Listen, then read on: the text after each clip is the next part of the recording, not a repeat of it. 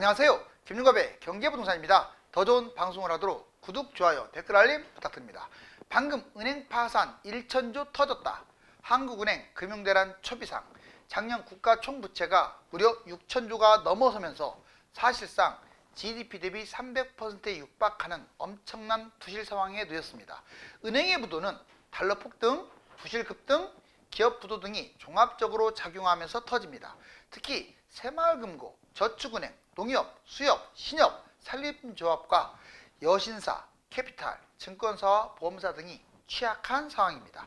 25년에 들어와서 종합건설사가 부도가 나고 MG손해보험도 청산위기에 내몰렸습니다. 피 같은 내 예금과 적금은 과연 안전할까요? 유료상담은 010-2616-6276 제가 직접 해드립니다. 입지를 추천해드립니다. 지금 바로 전화 주십시오. 방금 은행 파산 1천조 터졌다. 어마어마하네요. 한국은행 금융대란 초비상. 자, 지금 급전 낙하하고 있어요. 여기 보실래요? 자, 먼저 은행 부도 세 가지 원인. 지금 은행 부도 세 가지 요인 위험하다.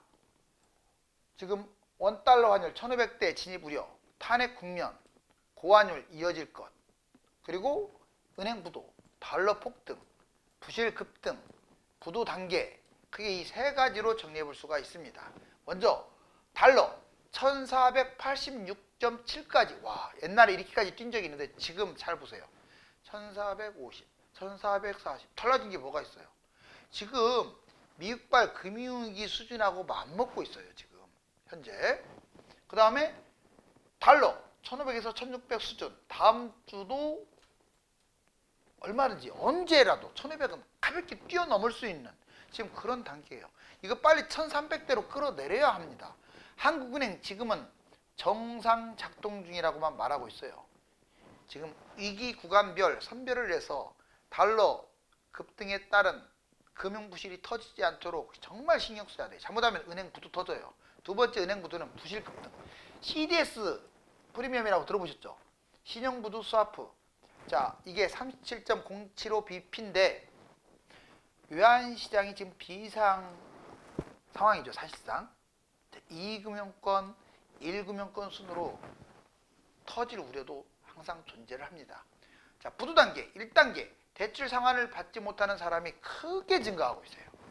2단계 예적금 보유해서 못 차는 사람도 증가하고 있습니다. 그러니까 마지막 3단계에서 은행 부도, 기업 연쇄 부도, 즉 대출 상환을 주변에 잘 못 받아. 대출 상환을. 두 번째, 예적금 보유했는데 그걸 돈을 못 찾아. 이런 게 생긴다면 위험 징조예요. 은행 부도 위기. 자, 같이 볼까요? 자, 한국 기업 부채 부도 증가 속도 세계 2위고요. 부채 비율은 세계 3위입니다. 왜 은행 부도가 위험할까요? 지금 왜 은행 부도 가능성이 있을까요? 바로 이걸 보시면 알아요. 자영업 파산, 중소기업 파산, 대기업 파산. 여기가 파산됐다는 얘기는 은행이 빛을 못 감다는 얘기이기 때문에 은행은 부실이 바로 터지는 거예요. 지금 조그마한 기업이든 큰 기업이든 다 난립니다. 먼저 자영업, 대출 1064조, 연체율 18.1조, 다중채무자가 71%예요. 10명 중에서 7명이 3곳 이상에서 빚을 지고 있어요. 지금 자영업 죽어라 죽어라 합니다. 취약계층 채무조정 연장 상환도 못하고 있어요. 그래서 오죽하면 한국자산공사에서 추심도 유보하고 있고 연체이자도 면제하고 있지만 이거 정말 빙산의 일각. 중소기업 여기도요. 자, 자영업자도 1000조가 넘었는데 중소기업도 대출이 약 1000조 원 정도 되고 은행 부실이 그만큼 심각한 거죠. 문 닫는 중소기업 올 파산 신청 몇 곳이냐? 1745곳이 파산했어요. 중소기업 부실률이요 4.18로 급증했죠. 역대 최고입니다. 역대 최고. 대기업은 그러면 안전하냐? 대기업도 정말 말이 아니에요. 대기업 대출 약 500조 정도 포함해서 받았는데 대기업은 특히 한계기업도 위험합니다. 자, D등급은 사실상 부도예요. 좋은 말로 회생. 자, 130개 부도기업이 130개. 그 다음에 이번에는 워크아웃. 좋은 말로 워크아웃이고 나쁘게는 부도 위험 100개. 합치니까 230개가 부도나 부도 위험이네요. 대기업 쉬운 두 곳은요. 대기업은 큰 기업인데 한 곳도 아니고 쉬운 두 곳이 영업이익으로 이자도 못 내요. 그러니까 이자도 못 갚으니까 얼마나 힘들겠어요. 지금 자영업, 중소기업, 대기업 이거 빨리 안정화시키지 못하면 금융위기 터집니다. 자, 자영업자 71%는 다중채무자입니다. 즉 여기저기에 빚을 짓는 사람들이 71%. 자, 보실래요? 2020년, 2024년 803조가 1064조로 급등했죠. 그리고 이거 보세요. 4조 5천억, 4조 8천억, 7조, 12조 9천억, 18조 계속 늘어나고 있죠. 이거 보면은 부실이 얼마나 커지면 알 수 있어요. 중소기업 대출 잔액도 보세요. 여기도 거의 998조, 거의 1000조입니다. 즉 자영업자 1000조, 중소기업 1000조, 2000조네요. 대기업이 500조니까 2500조 빚. 기업 규모별 한계 기업 수. 지금 대기업은 179개가 186개로, 1896개가 4288개로 엄청나게 늘어났네요. 그리고 자, 한국 부채 6천조 원입니다. 우리나라 부채가 무려 6천조 원. 어마어마하지 않나요? 자, 여기 제가 한 말이 아니에요. 국가 총부채 6천조 원 돌파, OECD에서 GDP 대비 유일하게 상승. 여러분들 우리나라 GDP 대비 거의 300%로 보면 돼요. 6천조라는 것은. 야, 2천조 조금 넘거든요. GDP가. 거의 300%, 200, 한 75%? 자, 한국 총부채 2013년 총부채 6천조 돌파했다. 계속 늘어났죠. 가계기업 2218조, 기업이 제일 많아요. 2703조, 정부 1035조. 즉 가계기업은 각각 세계 1위, 2위 뭐 왔다 갔다 하고 있어요. 문제점, OECD 31개국 중에서 유일하게 빚이 늘었어요. 우리나라가 4.9조. 그 다음에 부채 증가 속도도 빠르고요. 가계기업이 위기 수준이다. 금융이 불안하죠. 왜냐하면 이 부동산 PF 대출 있죠. 이게 상당히 악성이에요. 악성. 연체율 이게 최고로 위험하기 때문에 바로 이금융권 직격탄입니다. 건설사가 계속 이대로 무너지면 돈을 뜯기게 되니까 이금융권 부도날 수도 있어요. 주요 국가 부채 이탈리아 243, 독일 185, 미국 252, 자 그다음에 호주 220, 스페인 241, 영국 236. 다 200%는 넘었지만 우리나라가 273으로 압도적이에요. 금융불안, 이금융권, 증권, 보험사 한번 볼까요? 마을금고이어 저축은행까지 이금융권 위기가 확산되고 있다라고 지금 나왔는데, 자 저축, 새마을, 신협, 증권, 보험으로 볼까요? 자 저축 상위 PF 연체율 4.4가 11.5까지 왔어요. 지금 제일 안 좋은 게 PF 대출에서는 저축은행이에요. 새마을 연체가 무려 7%대. 신협 자 연체율 6.8%. 제일 안 좋죠? 증권사 PF 연체율 17%로 급증했고 금융권 3% 5배입니다. 와, PF 연체율이 17%로 지금 웬만한 은행 비교도 안 되죠. 증권사. 다행인 건 증권사는 망해도 이건 전달해주는 역할을 하기 때문에 여러분들의 증권사에 있는 모든 돈은 다 100% 안전합니다. 근데 보험은 달라요. 보험은 은행처럼 만약에 부도가 나게 되면 지금은 5천만 원밖에 보장을 못 받아요. 나중에는 1억. 이런 게 어디 있어요? 누구는 보험만 해도 몇 억씩 들 텐데. 되게 법이 웃기지 않아요? 건전성 미달 7곳, 뱅크런 땐 4곳이 디폴트. 만약 뱅크런 터지면 보험 상당히 위험합니다. 23년 위기, IBK 연금, MG, KDB, 푸푼현대, 연체율 위기, 캐피탈 5.2, 카드사까지도 연체 위험성이 있는데 MG 새마을금고 여기 보세요. 새마을금고가 아니라 MG 손해보험. 청산 위기에 내몰렸어요. 얼마 전에 MG 손해보험 계약자가 약 124만 명이나 되는데 위험하다 나왔는데 지금 청산 절차를 밟을 수도 있다 이런 얘기가 지금 뉴스에 나왔잖아요. 여기 보세요. MG 손해보험 대표 관리인 전격 교체해가지고 청산 수순을 밟는다. 지금 노조들이 쓸데없이 엄청난 데모를 하는 바람에 이 지경이 된 거예요. 아니 그만둔 자기들을 갖다가 다 채용해달라는 그런 게 어딨어요. 오히려 인수인계 해주는 것만 해도 감지덕지고 지금 여기 계약자 124만 명 손해 안 보게끔 하는 것도 감지덕지인데 이거 만약 청산돼 버리면 5천만 원 이상 어떻게 하실 거예요? 본인들이 책임질 거예요?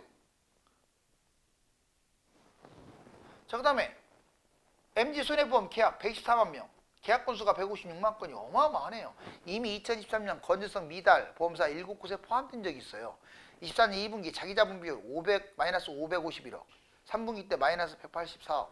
이렇게 점점 마이너스가 몇백억 대씩 늘어나니까 버티겠습니까? 그러니 이 부실이 이렇게 심각하니까 진행, 우선협상 대상자 선정한 메리츠 화재, 유일하죠, 유일. 그러면 메리츠 화재로 빨리 인수인계할 수 있도록 도와줘야 하는데 MG손해보험 노조가 3차 메리츠 화재 인수를 적극 반대하고 바리케이트 치고 막 난리였죠. MG손해보험 대표관리인 전격 교체해가지고 이제 파산 수순 위기까지, 파산됐다는 얘기가 아니라 그 수순까지 지금 밟고 있어요. 부도 파장, 최고 복지 대우를 받았던 노조, 자산부채 이전 방식의 이견을 가져오면서 지금 싸우고 있고, 계약자 최대 5천만 원 받고 보장, 나머지는 망하는 거죠. 매각 무산 시 계약 인수, 조건 변경 인수, 파산. 상당히 심각합니다. 보험사가 MG손해보험의 문제가 아니에요. 저렇게 되면 요즘 부실한 은행들 꽤 많잖아요. 지금 전염될 수가 있어요. 이게 기업하고 다른 게, 기업은 전염이 좀 덜 되는데 은행이나 보험이나 증권은 막 전염될 수가 있어요. 처음이 힘들지, 처음이 터지면 그 다음에 막 터져요. 자, 5대 은행 깡통대출 요주의 여신, 5대 은행이 깡통대출이 4조 원을 넘어섰어요. NH동협만 1.15, NH동협이 특별히 5대 은행에서는 가장 심각하죠. 이자조차 받지 못하는 무수익 여신, NH동협 1조 1,005억입니다. 1위예요. 62.3%로 깡통대출이 폭증했죠. 기업대출, 무수익 여신, 다른 말로 깡통대출이 잔액 8,469억으로 74%나 증가. 깡통대출, 5대 시중은행 깡통대출이요. 4조 2,773억. 진짜 많이 늘어났네요. 그죠? 7천억이나 증가했어요. 자, KB국민은행 9,625, 하나은행 9,289억. KB와 하나은행이 규모로는 제일 커요. 무수익 여신 건전성을 위협합니다. 불확실성, 경기 침체. 자, 요주의 여신, 4대 은행 잠재부실 여신 1년 새 8천억 늘어났고, 우리가 지금 숫자에 대한 개념을 자꾸 헷갈리는데 이 금액이 장난 아닌 거예요. 4대 은행 요주의 여신 7.1조 늘어나서 8,230억 증가. 5대 지방은행, 말이 좋아서 5대 지방은행 1금융권이지, 지방은행은 상당히 취약합니다. 지방 이름 붙은 지방은행들 말하는 거예요. 뭐 경남은행, 부산은행 이런 것이고. 자, 요주의 여신이 2.1조나 되고요. 35.8%나 증가했다. 건설사 부도가 심상치 않아요. 벌써 하루 만에 뭐 4개 종합건설사가 무너지는 경우도 있고요. 정말 보실래요? 태형 부채 비율이 747%. 자, 어떻게 부채 비율이 747까지 갑니까? 워크아웃 위기 계속되고 있고, 부채 비율이 400% 넘는 것도 금호건설, 금호가 지금 위험합니다. 코오롱건설은 진작부터 위험했고, 신동아건설 58위 드디어 법정관리, 말이 좋아서 법정관리, 이제 부도입니다. 부도 6,444억, 25년의 법정관리. 자, 58위 신동아건설도 그렇고, 삼부토건도 큰 회사예요. 71위 4,626억, 25년의 법정관리. 대저건설, 안강건설. 자, 아주 건전한 그리고 탄탄한 중소기업 건설사들도 이렇게 무너지고 있어요. 103위, 116위, 25년 법정관리. 얘들도요, 원래 500위 밖이었는데 이렇게 치고 올라온 곳들인데 건전한 곳들도 이렇게 무너지고 있네요. 25년 1, 2월 폐업 1위, 종합건설 23년 103개나 무너졌네요. 자, 은행 예금 5조나 돈을 뺐습니다. 상황이 이러니 예적금 하기가 불안해요. 근데 여러분들 이런 질문을 할 수 있을 거예요. 그러면 지금이라도 은행에 돈을 빼야 합니까? 그런데 저는 생각이 이래요. 2금융권이든 1금융권이든 뭐 보험사든 간에요, 만기까지 그냥 끌고 가세요. 물론 보험사는 제가 보기에는 망하기 쉽지 않으니까 그냥 끌고 가시고, 금융권도 부실 터져도 합병하고 경제위기 아니면 망하지 않으니까 하되, 다만 만기에 대해서는, 자, 지금은 5천, 좀 지나면 1억인데 거기를 넘기지 마세요. 5대 은행은 넘겨도 돼요. 몇 억씩 해도. 근데 2금융권은 그냥 나중에 만기 때 두면 1억 보장되면 한 9천만 원씩 법인이 다른 걸로 분산하세요. 자, 한 달 새 5조나 줄어든 예적금 다 어디로 갔냐? 예적금 이탈. 돈을 뺐대요. 5대 1월 예적금 5.5조 이탈 크게 줄었다. 국민 하나 신한 우리 NH 농협. 자, 전체적으로 922조 원으로 줄어들었어요. 은행 예적금 이탈, 은행 수입에 직격탄이 되겠죠. 은행이 자꾸 빚잔치하고 그러는데 은행도 적자날 때가 돌아오는 거죠. 대체 투자처, 금리 인하, 기준금리 인하, 예적금 금리 인하. 자, 대체 투자 자산, 미국 주식, 금, 비트코인. 자, 대출 감소, 대출 규제와 예적금 상관관계. 대체 투자처가 있으니까 예금을 빼고 예금이 줄어든 거죠. 금리도 인하는 데다가 뭐 주식이라든가 금 비트코인에 집어넣고 대출이 줄어들면 예금도 줄어들 가능성이 높아요. 경기 불황, 자영업자, 중소기업, 대기업 맨날 지금 파산한다고 하고 있잖아요. 경기 침체, 예적금 갈수록 줄어들어요. 달러 대비 원화 불안. 그래, 원화가 달러 대비 너무 가치가 떨어지고 있어요. 현금 자산 끌고 가는 것도 불안해. 대기업, 좀비 기업, 한계 기업이 이거 보세요. 151조. 특히 6대 시중은행 지난해 좀비 기업이 151조 원이나 준답니다. 어마어마하네요. 좀비 기업 이자도 못 갚고 3년 동안.